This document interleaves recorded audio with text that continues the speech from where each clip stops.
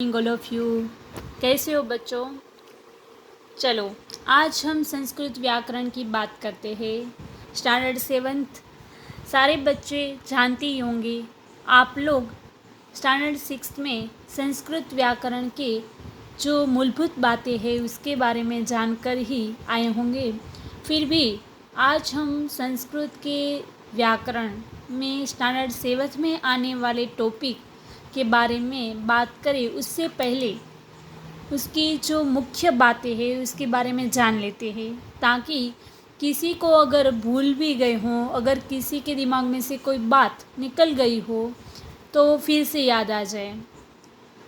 तो चलो आज हम संस्कृत के व्याकरण की सबसे मुख्य महत्तम बातें यहाँ पे देख लेते हैं, उसको समझ लेते हैं और उसको याद भी रख लेते हैं। आप लोग स्टैंडर्ड 6 में आप लोगों ने समझा होगा कि संस्कृत में पुरुष कितने होते हैं, तो 3, प्रथम पुरुष, मध्यम पुरुष और उत्तम पुरुष। ये 3 पुरुष होते हैं। और प्रथम पुरुष का मीनिंग क्या होता है, तो प्रथम पुरुष यानी अन्य पुरुष, अन्य यानी कोई तीसरा है। मध्यम पुरुष यानी सुनने वाला और उत्तम पुरुष यानी हम, यानी मैं खुद। ठीक है, यानी कि मैं पुस्तक पढ़ रही हूँ तो यहाँ पे मैं उत्तम पुरुष हुई। अगर आप खुद कुछ काम कर रहे हो पर किसी को सुना रहे हो, किसी से बात करते हुए सुन रहे हो या उसको कहते हो तो वो सुन रहा है आपकी बात, तो उसको मध्यम पुरुष कहेंगे। यानी कि सीता, मैं आज स्कूल नहीं आऊँगी, तो सीता है वो आपकी बात सुन रही है, इसीलिए सीता क्या हुई, मध्यम पुरुष। ठीक है। और प्रथम पुरुष यानी कोई तीसरा व्यक्ति, जहाँ पे वहाँ पे वो है नहीं पर उसके बारे में आप बात कर रहे हो। तो ये तीनों पुरुष समझ में आ गए। Very good. तो चलो नेक्स्ट है वचन। इसके बाद संस्कृत में आता है वचन। तो वचन क्या है, तो वचन भी 3 है, एक वचन, द्विवचनम और बहुवचनम। अब आप लोग सब जानते हैं कि एक वचन यानी क्या। तो एक वचन यानी कि जिसमें एक व्यक्ति या कोई एक चीज़ का परिचय दिया जाता है। जैसे कि पुस्तक है तो वो एक है, तो वो एक वचन में आएगा। अगर द्विवचन, तो द्विवचन में 2 चीज़ें ही होनी चाहिए, यानी कि 2 पुस्तक है, 2 बच्चे हैं, 2 बालक है, 2 लड़की है, तो ये द्विवचन में आएगा। ठीक है। इसके बाद है बहुवचन। तो बहुवचन में क्या होता है, तो बहुवचन में 3 चीज़ हो या 3 से ज़्यादा हो। ऐसा नहीं है कि फिर 3 ही होनी चाहिए, 3 भी होती है, 4 भी होती है, 5 भी होती है, फिर जितनी भी हो, 3 से ज़्यादा हो या तो 3 चीज़ें हो तो उसको बहुवचन कहते हैं। ठीक है। चलो वचन भी समझ में आ गया, एक वचन, द्विवचन और बहुवचन। इसके बाद हम बात करेंगे लिंग। तो संस्कृत में लिंग को कितने होते हैं, तो लिंग होते हैं 3। कौन कौन से आपको याद है ना, 6th में आपने पढ़ा होगा। Very good. 3 लिंग है, एक पुल्लिंग, दूसरा स्त्रीलिंग और तीसरा है नपुंसकलिंग। तो ये 3 लिंग है, पुल्लिंग, स्त्रीलिंग और नपुंसकलिंग। इनमें तीनों में क्या है वो समझ लेते हैं। पुल्लिंग यानी क्या, सबको पता ही होगा। चलो बताओ। Very good. पुल्लिंग यानी कि जो लड़का है, जिसकी जाति पुरुष है, वो पुल्लिंग में आएगा। ठीक है। बालक है, फिर कोई व्यक्ति है या तो लोग है, तो ये सारे पुल्लिंग में आएंगे। ऐसा नहीं है कोई ऐसे। सबसे पहले तो आपको संस्कृत में उसका मीनिंग यानी उसका शब्द क्या होता है, उसका नाम क्या होता है, उससे आप परिचित हो उससे उसके ऊपर से आपको परिचय हो सकता है कि वो पुल्लिंग में आएगा, स्त्रीलिंग में आएगा या नपुंसकलिंग में आएगा। जैसे कि पुल्लिंग, तो पुल्लिंग में हम ऐसे सोचे कि चलो हम किसका नाम लिखिए, तो हमारी भाषा में हम एक ग्लास पानी लेते हैं तो हम ग्लास को देखते हैं तो हमें क्या लगता है कि ये ग्लास है वो नपुंसकलिंग में आएगा, क्योंकि वो पुल्लिंग भी नहीं है, स्त्रीलिंग नहीं है, इसीलिए नपुंसकलिंग में आएगा। पर ऐसा नहीं है। संस्कृत में गिलास को यानी गिलास को क्या बोलते हैं, क्या बोलते हैं, उसका नाम क्या है गिलास को? चषकः। Very good. तो ये चषक जो शब्द है वो संस्कृत में पुल्लिंग में आएगा, ठीक है।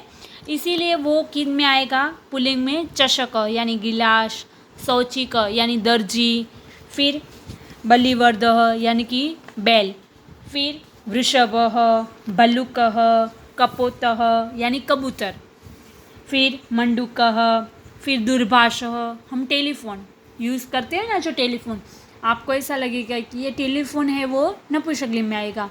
इसीलिए मैं बोल रही हूँ कि संस्कृत में पहले तो इसके नाम पता होने चाहिए कि इसका नाम क्या है। उसके ऊपर से आप लोगों को पता चल जाएगा कि ये पुल्लिंग शब्द है, स्त्रीलिंग शब्द है या नपुंसकलिंग शब्द है। तो इस तरह दूरभाषः, शौचिकः, गजः, काकः, चंद्रः, ये सारे हैं वो पुल्लिंग में आएंगे। इसके बाद हम बात करते हैं स्त्रीलिंग की। तो चलो, स्त्रीलिंग में कौन से शब्द आएंगे तो वो जानते हैं कि स्त्रीलिंग में हम जैसे कि बालिका, वो तो हमें पता ही है कि बालिका है वो स्त्रीलिंग है। फिर तो छात्रा, फिर दोला। अब दोला यानी क्या? तो झूला। अब आप लोग ये भी मत सोचना कि झूला है तो नपुंसकलिंग में आएगा, नहीं। दोला शब्द है वो स्त्रीलिंग शब्द है, इसीलिए वो दोला है वो स्त्रीलिंग में आएगा। फिर गट्टिका यानी गड़ी, वोच। फिर चटके यानी चटका यानी चिड़िया। फिर कोकिला यानी कोकिले यानी कि कोयल। फिर तो स्थालिका, स्थालिका यानी थाली, जो हम प्लेट खाना खाते हैं ना वो थालिका, तो उसको भी स्त्रीलिंग में लेंगे। अजाहा यानी कि बकरियाँ, यानी कि जो बकरियाँ हैं वो। तो इस तरह ये सारे शब्द है वो स्त्रीलिंग में आएंगे। उसके बाद हम बात करेंगे नपुंसकलिंग की। तो नपुंसकलिंग में कौन से शब्द होंगे? तो पुष्पम, फलम, पुस्तकम, ये सारे शब्द हैं वो नपुंसकलिंग में आएंगे। ज़्यादातर आपको नपुंसकलिंग पहचानने की एक आप ट्रिक ले सकते हो, याद रख सकते हो कि जो भी नपुंसकलिंग शब्द होगा उसके पीछे म होगा। जैसे कि पुस्तकम, म हुआ लास्ट में, फल्लम हुआ म, फिर पाठशालाम, फिर कौन से शब्द है जैसे कि दूसरे याद करो, हाँ, करवस्त्रम, फिर विश्राम गृहम, खन्नित्रम। ऐसे बहुत सारे शब्द है जो नपुंसकलिंग वाले हैं। तो आप नपुंसकलिंग को आराम से सरल से जान सकते हो। अब बात करते हैं लिंग के बाद कर्ता। तो संस्कृत में कर्ता कितने हैं? अब आप लोग ये सोचते होंगे कि पुरुष 3 है, वचन 3 है, लिंग 3 है, तो कर्ता भी 3? नहीं। कर्ता कितने होंगे? 9। क्यों? क्योंकि प्रथम पुरुष, मध्यम पुरुष और उत्तम पुरुष, ये तो 3 पुरुष है ही, पर इसके साथ साथ आप देख सकते हो कि एक वचन में भी कर्ता है, द्विवचन में भी कर्ता है, और बहुवचन में भी कर्ता है। और पुरुष है वो 3 है, और तीनों के अलग अलग वचन में ये कर्ता है। जैसे कि एक वचन में कर्ता है शह, मध्यम पुरुष में एक वचन कर्ता है त्वम, और उत्तम पुरुष में कर्ता है अहम। ठीक है, ये एक वचन के कर्ता हुए। फिर द्विवचन के कर्ता फिर यहाँ पे अलग हो गए। तो द्विवचन के कर्ता कौन से हुए? तौ, फिर मध्यम पुरुष के युवाम, और उत्तम पुरुष के कर्ता आवाम। इसके बाद बहुवचन, तो बहुवचन में कर्ता क्या है? ते, यूयम और वयम। ठीक है, अब इसकी मीनिंग क्या है, ये क्या कहना चाहते हैं, या तो इसका प्रयोग करते समय हम क्या याद रखेंगे? तो प्रथम पुरुष होता है उसका कर्ता होता है शह, सह का मीनिंग होता है वह। फिर द्विवचन तो तौ, और इसका मीनिंग होता है वे दोनों। फिर बहुवचन तो ते, उसका कर्ता क्या है? ते, और उसका मीनिंग क्या होता है? वे सब। ठीक है, फिर मध्यम पुरुष, तो मध्यम पुरुष में त्वम का मीनिंग क्या होता है? तुम। फिर द्विवचन में युवाम यानी तुम दोनों, और बहुवचन यूयम यानी तुम सब। फिर मध्य उत्तम पुरुष, उत्तम पुरुष में अहम यानी मैं, आवाम यानी हम दोनों, और वयम यानी हम सब। याद रह गया? ये समझ में आ रहा है ना? हाँ, कि जैसे कि सह, तो सह यानी कि वह जा रहा है या तो वह खड़ा है, तो वह जा रहा है तो स गच्छति ऐसे होगा। तौ, तो वे दोनों जा रहे तो तौ गच्छतः। ते यानी वे सब यानी बहुवचन, तो ते गच्छन्ति वे सब जा रहे हैं। त्वम तुम पढ़ रहे हो तो त्वम पठसि। फिर युवाम, तो तुम दोनों, तो युवाम पठतः। फिर यूयम, तो यूयम पठतः यानी तुम सब पढ़ रहे हो। उत्तम पुरुष यानी मैं खुद अपनी बात करते हैं, तब हम कौन कैसे हो जाते हैं? याद ऐसे करना कि जैसे कि हम हैं तो हम कैसे हैं? उत्तम ही है। हम कैसे हैं? उत्तम है, बेस्ट है। इसीलिए अहम यानी मैं, तो अहम मैं पढ़ रही हूँ तो अहम पठामि। फिर आवाम यानी हम दोनों, तो हम दोनों पढ़ रहे हैं तो क्या होगा? आवाम पठामः और वयम पठामः, हम सब पढ़ रहे हैं। ठीक है, तो ये हमारी यहाँ पे कर्ता की बात हुई।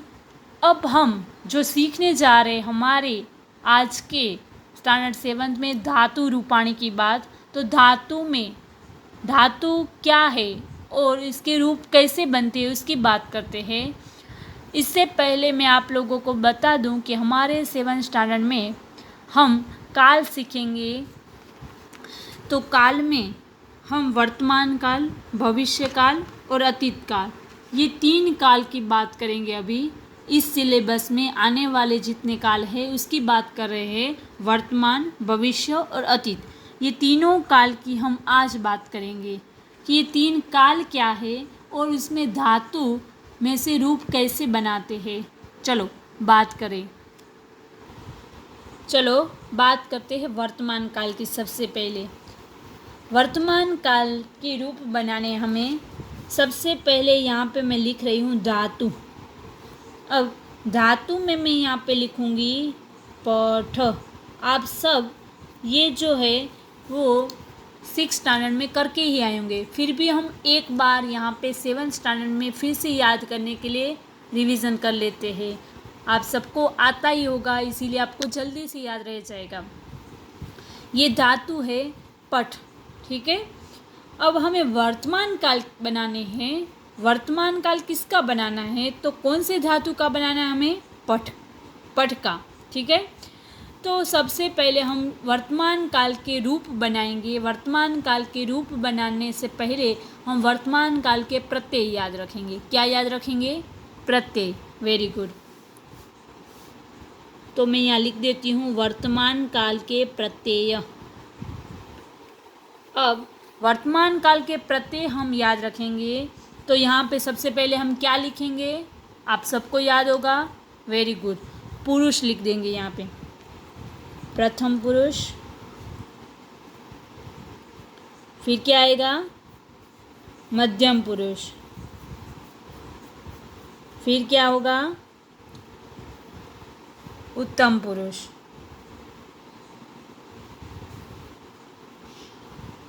उत्तम पुरुष हो गए ये तीनों पुरुष। अब ऊपर क्या होगा? हाँ, वचन। एक वचन, द्विवचनम और बहुवचनम। ठीक है, चलो अब हम इसके प्रत्यय लिखेंगे। क्या लिखेंगे? प्रत्यय। प्रथम पुरुष, मध्यम पुरुष, उत्तम पुरुष, 3 पुरुष, वचन, एक वचन, द्विवचन और बहुवचन। अब वर्तमान काल के प्रत्यय लिख रहे हैं। क्या लिख रहे हैं? वर्तमान काल के प्रत्यय। चलो लिखो। ती। सबसे पहले प्रत्यय क्या होगा? ती। द्विवचन का प्रत्यय क्या होगा? तह और अंति। हो गया, ती तह अंती। फिर मध्यम पुरुष सी, थह और थ। फिर मी, वह और मह। याद रखो। चलो 5 मिनट्स देती हूँ आप लोगों को। 5 मिनट्स में आप लोगों को ये तीनों के तीनों प्रत्यय याद रख लेने हैं। तीनों पुरुष के ये प्रत्यय याद रख लेने हैं। ती तह अंती, सी थह थ, मी वह म। एक बार फिर से आप लोग मेरे साथ बोलोगे, ती तह अंती, सी थह थ, मी वह मह। ठीक है, तो अब ये याद रह गया आप लोगों को प्रत्यय। अब आप लोगों को ठीक से यहाँ देखना है। हो मैं क्या करती हूँ। अब पठ है और वर्तमान काल दिया गया है। मुझे एग्ज़ाम में ऐसा कहा है कि वर्तमान काल और पठ धातु, वर्तमान काल और पठ धातु है, पठ धातु का वर्तमान काल बनाओ, ऐसा मुझे बोला गया है। तो क्या करूँगी सबसे पहले, तो सबसे पहले यहाँ पे मैं पुरुष लिख दूँगी। आपको भी एग्ज़ाम में यही कार्य करना है। सबसे पहले क्या करना है, तीनों पुरुष लिख देने हैं। प्रथम पुरुष, मध्यम पुरुष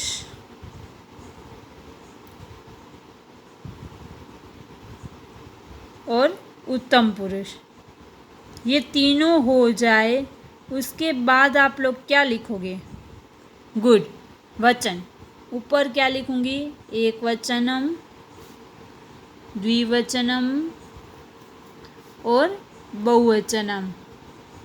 ठीक है, आप लोगों को भी ऐसे वचन लिख देना है। मैंने यहाँ शॉर्ट में लिखा है, आप लोग भी लिख सकते हो। एक वचनम, द्विवचनम और बहुवचनम। अब आपको यहाँ पे ठीक से देखना है कि मैं क्या कर रही हूँ। आप सबको पता ही होगा कि मैं क्या करूँगी। सबसे पहले पठ, यहाँ पे जो धातु दिया है उसको यहाँ लिख दूँगी। पठ लिख दिया मैंने, पठ। हाँ, फिर क्या करना है, यहाँ पे देखना है प्रत्यय में। मुझे आप लोगों को मैंने पहले ही बताया था कि आपको ये प्रत्यय तो याद रखनी ही है, क्योंकि ये प्रत्यय आप याद रखोगे तभी तो आप लोग रूप बना पाओगे। अगर ये प्रत्यय आपको याद नहीं रहेंगे या तो आप लोग याद नहीं रखोगे तो आपको रूप बनाने नहीं आएंगे। बहुत इजी है, सरल है। तो यहाँ पे हम क्या देख सकते हैं, प्रथम पुरुष में एक वचन में कौन सा प्रत्यय लगाया था, ती। तो मैं यहाँ पे प्रथम पुरुष एक वचन में क्या प्रत्यय लगा दूंगी, ती। पठती बन गया, ये रूप बन गया। धातु के पीछे जब प्रत्यय लगता है तब रूप बनता है। क्या बनता है, रूप। तो ये प्रथम पुरुष एक वचन का रूप बना वर्तमान काल का, पठती हो गया। चलो अब द्विवचन का बनाती हूँ। तो मुझे किसका बनाना है, पठ का ही बनाना है। तो मैं यहाँ सबसे पहले क्या लिखूँगी, पठ लिख दिया मैंने, पठ। फिर यहाँ पे देखती हूँ कौन सा प्रत्यय लगना चाहिए द्विवचन में, तह। तो यहाँ पे पठ के पीछे में तह लगा दिया, तह। इसको विसर्ग कहते हैं और इसका उच्चारण ह होता है। पठ तह बन गया ये रूप। चलो अब बहुवचन बनाऊंगी। सबसे पहले क्या करूँगी, पठ लिख दूँगी। ठीक है, और यहाँ पे क्या है, अंति, पठंती। अब आप लोग बोलोगे कि मैडम यहाँ पे तो आपने अ लिखा था, यहाँ पे अ नहीं लिखा। हाँ, क्योंकि ये अ है जो है वो स्वर है, वो स्वर ठ में आ जाता है। ठीक है, यहाँ पे आप देख सकते हो कि मैंने यहाँ पे जो धातु लिखा था पठ, तो ठ के नीचे मैंने ऐसे लाइन की थी, हलंत की लाइन की थी, यानी खोड़ा है, यानी आधा ठ है। जब तक वो धातु था तब तक वो खोड़ा था, यानी आधा था। पर जब उसके पीछे प्रत्यय लग गया तब वो धातु है वो पूरा बन जाता है, यानी कि वो आधा निकल जाता है। उसके नीचे जो हलंत की लाइन है वो निकल जाती है। तो आप लोग यहाँ पे किसी के नीचे जब रूप बनाओगे तब किसी के नीचे हलंत की लाइन नहीं करोगे, यानी कि ऐसी जो लाइन दिख रही है लाइन, वो किसी के नीचे नहीं आएगी। ठीक है, ये पूरा हो गया ठ, क्योंकि इसके पीछे हमने ये प्रत्यय लगा दिए। चलो अब मध्यम पुरुष की बात करें तो सबसे पहले मुझे क्या करना है, हाँ वेरी गुड, पठ लिख देना है। लिख दिया मैंने पठ, क्योंकि हम पठ धातु का बना रहे हैं। फिर यहाँ पे मैं देखूँ मध्यम पुरुष एक वचन का कौन सा प्रत्यय है, सी। वेरी गुड, तो मैं यहाँ क्या लिखूँगी, सी। हो गया। फिर द्विवचन, मध्यम पुरुष का द्विवचन में मैं क्या लिखूँ, सबसे पहले पठ, लिख दिया। फिर यहाँ पे देखूँ मध्यम पुरुष में द्विवचन में थह, तो यहाँ पे मुझे क्या लिखना चाहिए, थह। इसके बाद मध्यम पुरुष बहुवचन का मैं रूप बनाऊँ तो सबसे पहले मैं क्या लिखूँ, पठ, लिख दिया। फिर थ, इसका प्रत्यय क्या है, थ, तो मैं यहाँ पे थ लिख दूँ, पठ थ। हो गया। Very good. अब किसकी बात आई, अब बारी आई उत्तम पुरुष। तो सबसे पहले मुझे क्या लिखना है, वेरी गुड, पठ, लिख दिया पठ। और एक बात मैं यहाँ पे बता देती हूँ कि जब हम उत्तम पुरुष लिख रहे हैं तब यहाँ पे तीनों की जगह तीनों की तीनों जगह आ जाएगा, यानी कि यहाँ पे जो पठ लिख रहे हैं उसकी जगह पठा हो जाएगा, यानी कि आ स्वर आ जाएगा। अब तक यहाँ पे नहीं आ रहा था, पर उत्तम पुरुष में आ जाता है। कोई भी धातु हो पर उत्तम पुरुष में हम ठा यानी आ स्वर लगा देंगे, पठा। और कौन सा यहाँ पे प्रत्यय लगेगा, मी, तो मैंने यहाँ पे लगा दिया पठामी, ये बन गया हमारा रूप पठामी। फिर ये उत्तम पुरुष में द्विवचन का बना रहे हैं, तो सबसे पहले मैं यहाँ पे क्या लिखूँगी, पठ। पर मैंने जैसे बात की कि तीनों वचन में हमें आ स्वर लगाना है, तो पठा, ठीक है, पठा कर दिया। फिर कौन सा आएगा प्रत्यय, तह, वह, सॉरी वह, तो यहाँ पे मैं लिख दूँगी वह, पठा वह। फिर बहुवचन, तो उत्तम पुरुष का बहुवचन बनाना है, तो सबसे पहले मुझे यहाँ पे क्या लिखना है, पठ, पठ की जगह पठा, ठीक है। फिर कौन सा आएगा प्रत्यय, मह, तो मैं यहाँ पे मह ऐड कर दूँगी।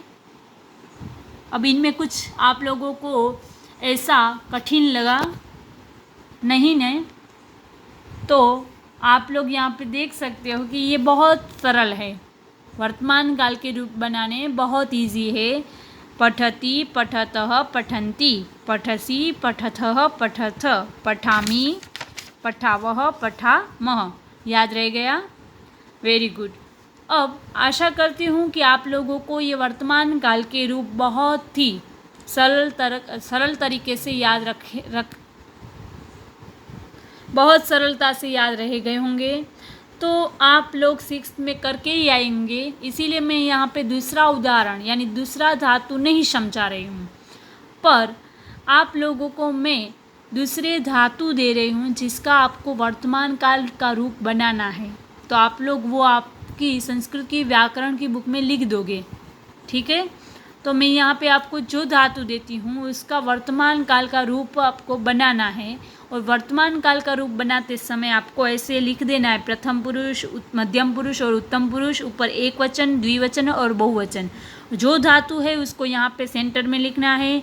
जो यहाँ पे काल लिख रहे हो वर्तमान काल, तो यहाँ पे लिखना है उसके पास में ही, धातु के पास में नीचे ऐसे पुरुष और वचन लिखकर इसका बनाना है, ऐसे बनाते जाना है।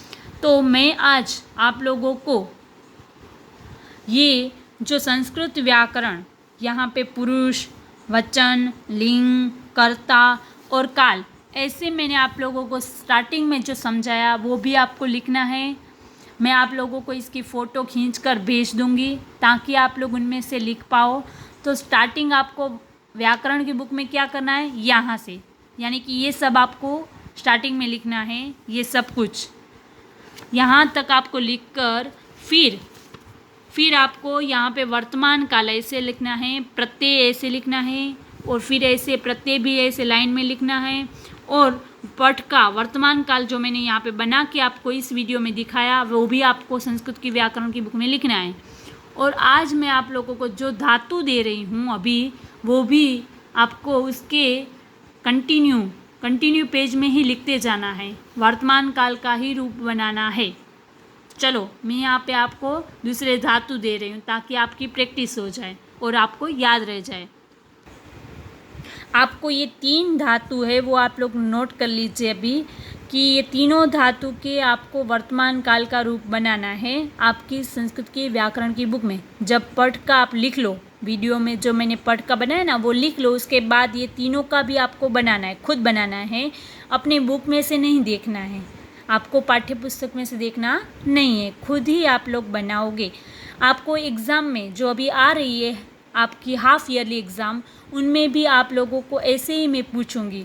ऊपर धातु लिखा होगा और कौन सा काल बना लिखना है वो लिखा होगा। आपको सब कुछ एग्ज़ाम में पेपर में लिखना है, 3 पुरुष, फिर ऊपर वचन 3 और फिर बनाना है, ठीक है रूप। ऐसे आपको एग्ज़ाम में मैं पूछने वाली हूँ, तो आप लोग तब तक प्रैक्टिस कर लो। वद, चल और गम और गच्छ। तो ये गम है ना वो धातु है, पर आप लोग वर्तमान काल किसका बनाओगे? गच का, क्योंकि ये गम धातु है पर वर्तमान काल उसका गच का बनेगा। यानी गच्छति, गच्छतः, गच्छन्ति, गच्छसि, गच्छथः, गच्छथ, गच्छामि, गच्छावः, गच्छामः। याद रह जाएगा ना ऐसे। हाँ, तो आपको ऐसे तीनों का बनाना है, वद, चल और गम और गच। एग्ज़ाम में ये कोई भी धातु आ सकते हैं, ज़रूरी नहीं है कि ये 3 और चौथा पठ ये 4 में से ही आए, कोई भी धातु आ सकता है। पर आपको आपका कोई भी धातु हो पर आपको बनाना क्या है? ऐसे ही जैसे मैंने पठ का बनाया वैसे ही बनेगा। सारे धातु वर्तमान काल के ऐसे ही बनेंगे। वद है तो वदति, वदतः, वदन्ति, वदसि, वदथः, वदथ, उत्तम पुरुष, वदामि, वदावः, वदामः, ठीक है। जैसे कि चल है तो प्रथम पुरुष में चलति, चलतः, चलन्ति, फिर मध्यम पुरुष चलसि, चलथः, चलथ, फिर उत्तम पुरुष चलामि, चलावः, चलामः। वही के वही प्रत्यय लगेंगे वर्तमान काल के, सिर्फ धातु चेंज हो जाएगा, ठीक है। Thank you.